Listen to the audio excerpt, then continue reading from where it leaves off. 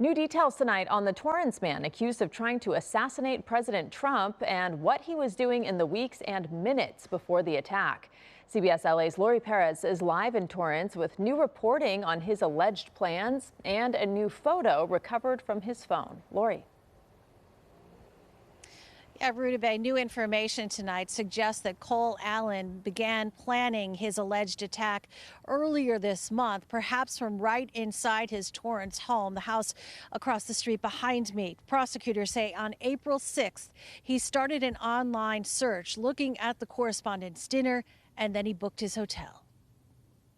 Prosecutors have submitted this selfie to the court. They say it shows Cole Allen in a mirror, dressed up and geared up, with a gun, knives, ammo, pliers, and wire cutters. They say he took this inside his hotel room at the Washington Hilton, just minutes before he headed downstairs and stormed through a security checkpoint outside the White House Correspondents' Dinner. In the days since the alleged attempted assassination, much has been made of Allen's background, graduating from Caltech with a degree in mechanical engineering and getting a master's in computer science.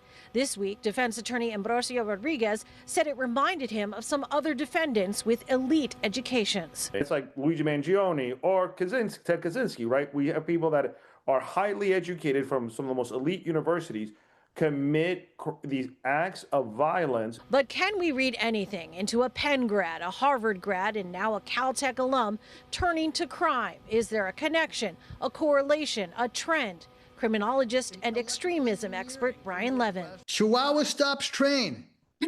You can have examples of a Chihuahua stopping a train, but it doesn't mean that an anecdotal example necessarily means as much as we like to pay attention to. Well, he says it's quite common for highly educated and degreed professionals to be involved in extremism. Levin says the more likely thread, aside from academics, is something else. So I think people can still hate, be irrational in their prejudices, and hit life stressors, which are far more, I think, diagnostic and predictive than mere education. Yeah. Someone who has an intellect is not a robot. There's someone who feels the same emotions and can make the same dumb decisions when they know things are wrong that people of average and below average intellects can make. They can also be impulsive people, even though they might have the intellectual skills not to be. They may not have the emotional ones. Now, prosecutors want Allen held in custody while he awaits trial. Of course, his defense team wants him released. They argued today he should be released, arguing he has no prior record. He has a job, has support from his family, and is involved with his church. There is a hearing tomorrow morning to decide that matter. We are live in Torrance tonight. I'm Laurie Perez. Back to you. Laurie, thank you.